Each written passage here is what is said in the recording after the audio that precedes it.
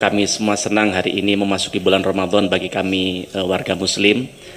Tapi kemarin kami ke Dapil, Pak, rakyat kami deg-degan tiap puasa, Pak.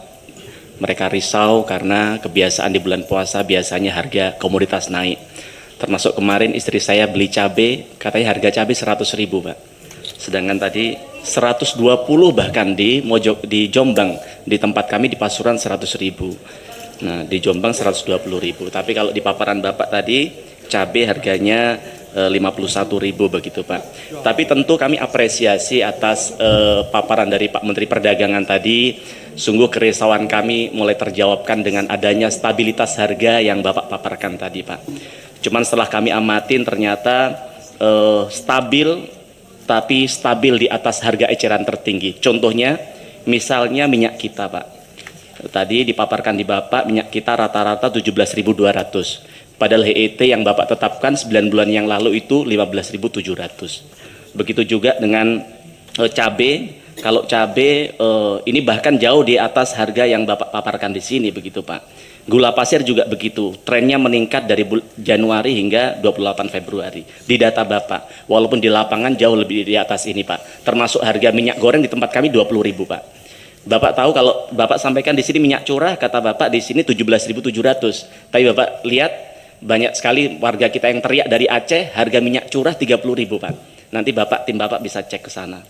Nah, termasuk bawang putih. Tadi yang disampaikan kawan kami bawang putih rata-rata 43.000. Jadi dari pernyataan Pak Menteri tadi dengan santainya, rasanya Pak Menteri seperti menormalisasi harga yang tidak normal ini, Pak.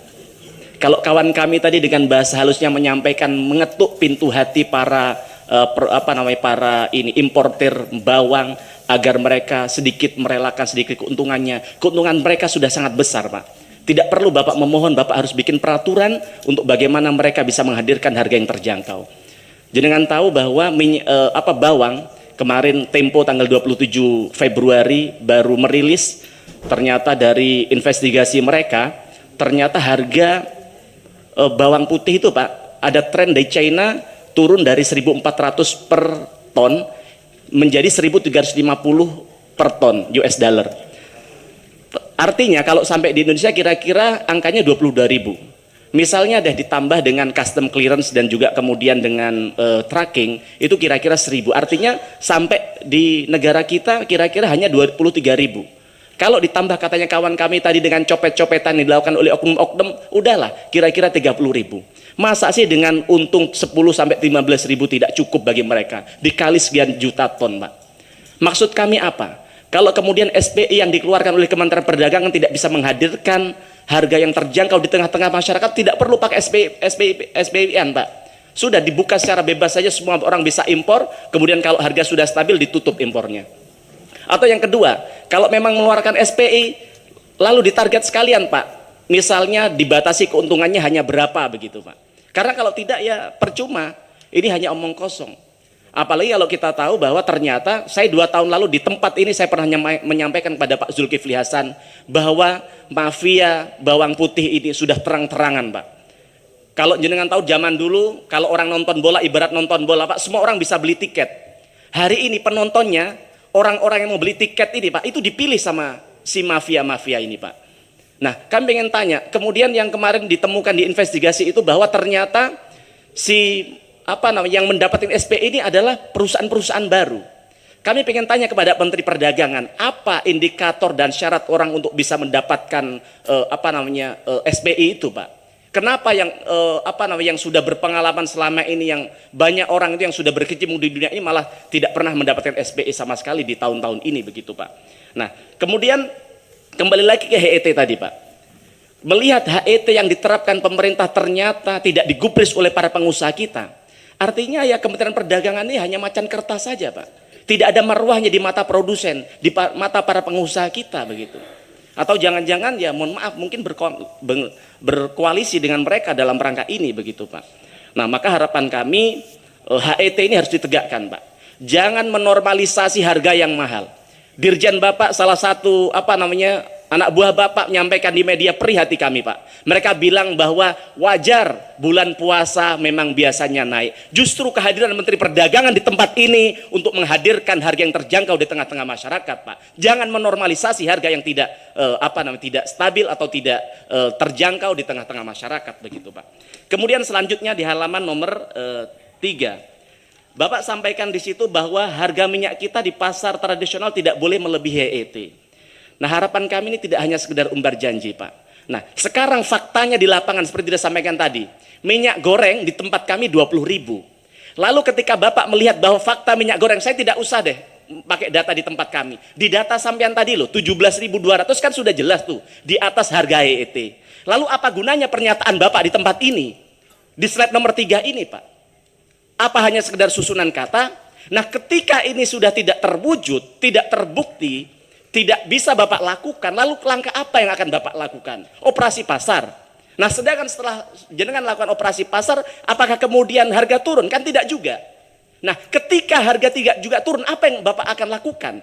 Maka harapan kami Bapak tidak boleh menyalahkan para pengecer yang ada di bawah Pak. Karena ketika kami tanya kemarin di pasar, namanya di pasar Pasarpan, di tempat kami di Pasuruan, kenapa Bapak jual harga 20.000? Katanya saya sudah dapat dari distributor harganya 18.000 Pak. Maka harapan kami ke depan, kami menginisiasi, mengusulkan untuk adanya harga distributor Pak. Kalau bisa harga ditetapkan berapa, karena kalau sudah di atas harga distributor ternyata dia kemudian menyalahi HET-nya, dicabut aja izinnya Pak. Kemudian atau kalau perlu dibawa ke penegak hukum. Nah, kemudian selanjutnya Pak Menteri itu catatan soal kami soal sembako. Kemudian hari-hari ini yang sedang kita lihat di banyak media. Ketika awal masuki bulan Ramadan, hati kami risau karena melihat ribuan karyawan PT Sritek yang di PHK Pak. Dan beberapa bulan yang lalu saya sudah pernah menyampaikan di forum ini bahwa Pak, batasi impor Pak. Kalau perlu stop impor Pak.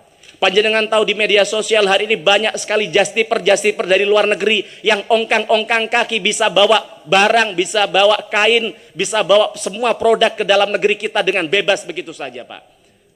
Bapak tahu bahwa di era kementerian memang belum jenengan menterinya saat itu Pak Teten, Menteri UMKM pernah menyampaikan di forum ini bahwa ternyata salah satu e-commerce terbesar, mereka punya gudang yang sangat besar di namanya Tanjung Priok Pak.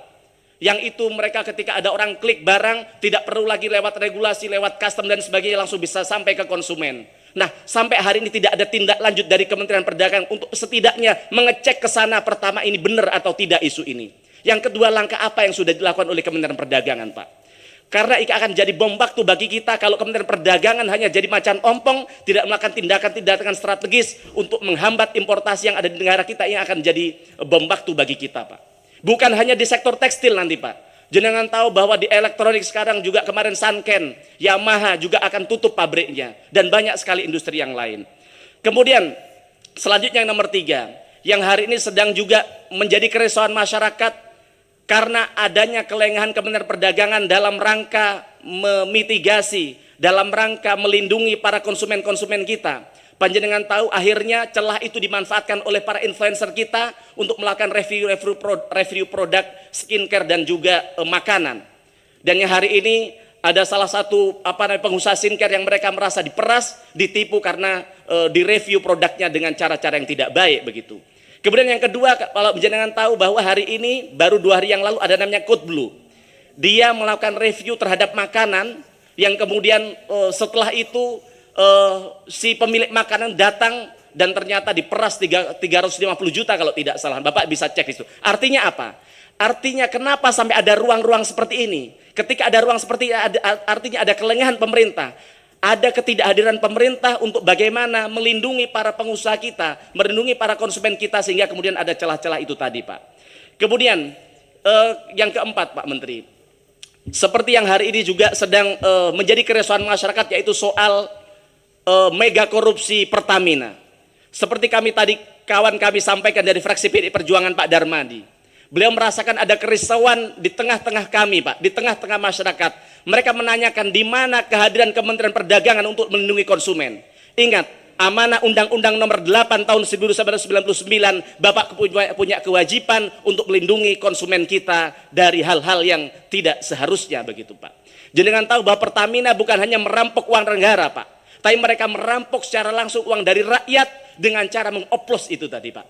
Maka harapan yang itu kerugiannya mencapai triliunan rupiah, bahkan billion dollar begitu Pak. Maka harapan kami Kementerian Perdagangan dalam hal ini untuk kami tunggu apa yang akan dilakukan Kementerian Perdagangan untuk mengembalikan kepercayaan publik, mengembalikan kerugian yang sudah masyarakat lakukan, ya, masyarakat alami Pak. Jenengan tahu dari oplosan Pertamina tadi ketika itu benar, dan ternyata memang banyak masyarakat merasakan bahwa ketika mengkonsumsi BBM dari Pertamina, mereka kemudian motornya jadi tidak baik, mobilnya jadi macet dan sebagainya. Lalu apa yang akan dilakukan Kementerian Perdagangan untuk melakukan advokasi bagi mereka? Apakah ini akan diberikan kompensasi dan sebagainya? Harapan kami ada pengawalan agar kemudian masyarakat kita bisa mendapatkan haknya Pak.